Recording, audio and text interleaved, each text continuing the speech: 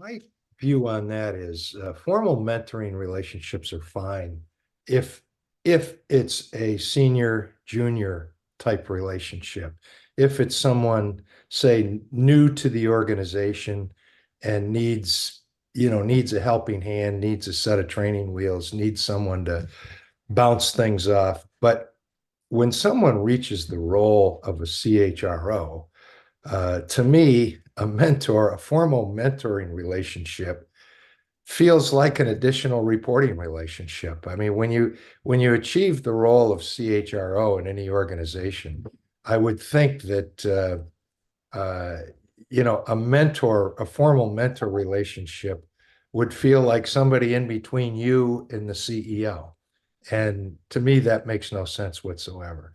Now, on the other hand, a informal relationship with whoever, it could be a peer, it could be someone that has far more experience than you in another organization, and someone that you have a strong mutual relationship with that you can feel like picking up the phone or having lunch or breakfast or whatever and bouncing ideas off. Say, here's what I'm thinking. Where am I? Where am I off? Where am I on? And to me, that that doesn't mess up the relationship between the CHRO and the CEO and the business, or even the other direct reports to the CEO, who for the most part will be pretty secure in their positions. And to look over and see the CHRO has to have a formal meeting once every month with a mentor, uh, just puts that person, I think, on uneven ground with the whole power game that's associated with working at the CEO level. So that's a little bit of my concern. I mean, and a lot of it's probably semantics. It's it's what you call it. I mean, is it a mentor, or is it a coach? Is it a advisor? Is it a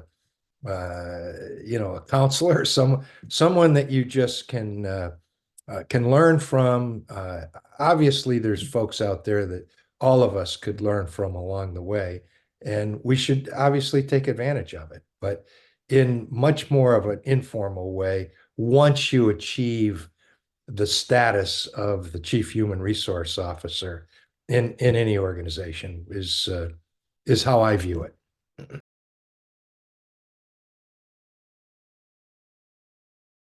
I think you do that instinctively. I mean, you do it every day. You do it as if you're off at a conference and someone is speaking on a particular topic in HR that is very relevant to what you do and what your business is all about. Find your zone. Find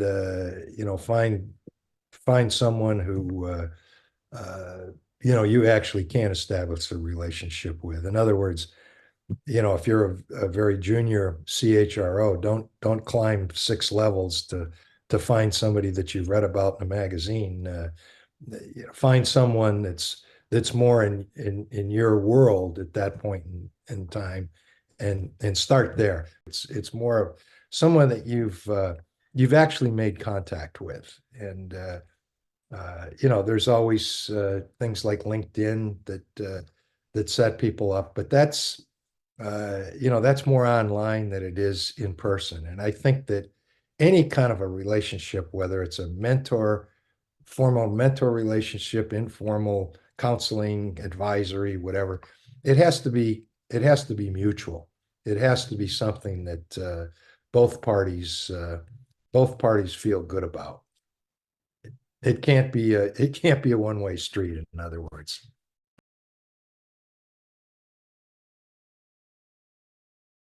It's got to be someone that you have somewhat of a relationship with. Even it could be a quick introduction and a little chat, and say, geez, do you mind if from time to time, if I have a sticky issue that I'm sure you've confronted numerous times, and I may have never experienced it, would you mind if I, gave you a call and played something over with you?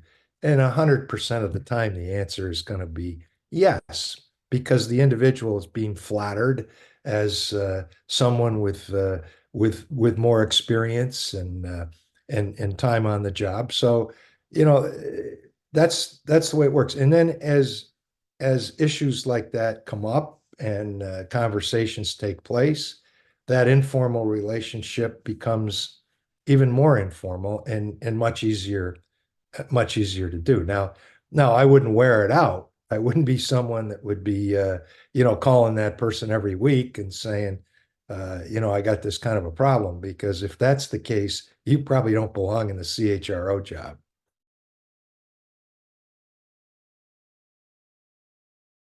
I think any smart senior CHRO uh, is always trying to expand their knowledge also, and expand their network. So the person asking for the counseling or advisory work maybe in an industry that the senior person knows little to nothing about. And by virtue of establishing some kind of a informal relationship there, the senior HR leader expands his or her knowledge on a particular industry that they've heretofore knowing nothing about. So I always found that to be kind of fun for me. I mean, I'm still doing that. I mean, formally, I'm formally off the road. I spent all my time with General Electric. Then I spent 15 years with a private equity firm. Uh, I've been, I've been on a couple of public company boards and, uh, you know, counseled and advised many CHROs and many probably is as many CEOs. And and I would never do it unless the CEO absolutely wanted me to. And I never did anything on a basis on a formal basis that said this is going to last 12 months or 18 months. I'd always say this is going to last as long as you and I feel good about this, and if you feel we're adding value, and if not, let's let's unplug. We've both got other things to do. And what I also found with formal mentoring relationships is that it can become a burden on the CEO, because if you have a formal setup, a calendar of once a month or whatever it may be, uh, all of a sudden you're spending your time getting ready for that mentoring day and taking your eye off the ball of what's going on in the business. And it can become kind of redundant after a while. So I think I'm I'm just an informal guy. I believe in informal relationships, and wherever value can be added, fantastic. Wherever it can't, forget it. It becomes a nuisance.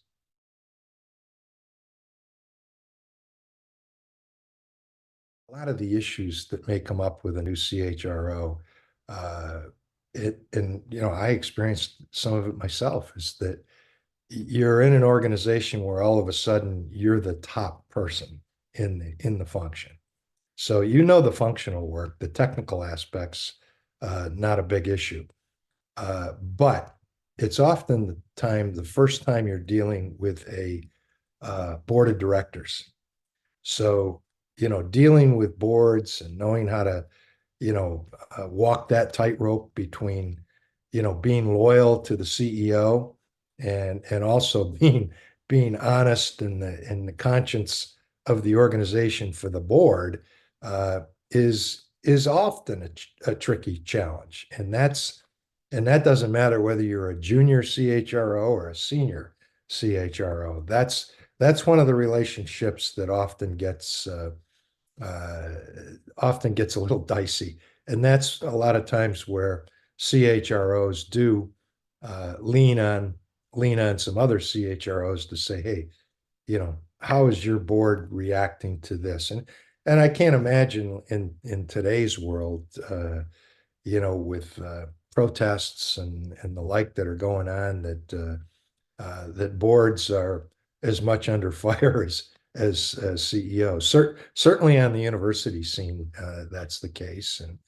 And I've been chair of a university board for, about 10 years also. So I've seen that side of the world as well as the business side. So I think, that's one of the areas where uh, informal relationships with peers, or even someone with more experience in another organization can be helpful to CHROs.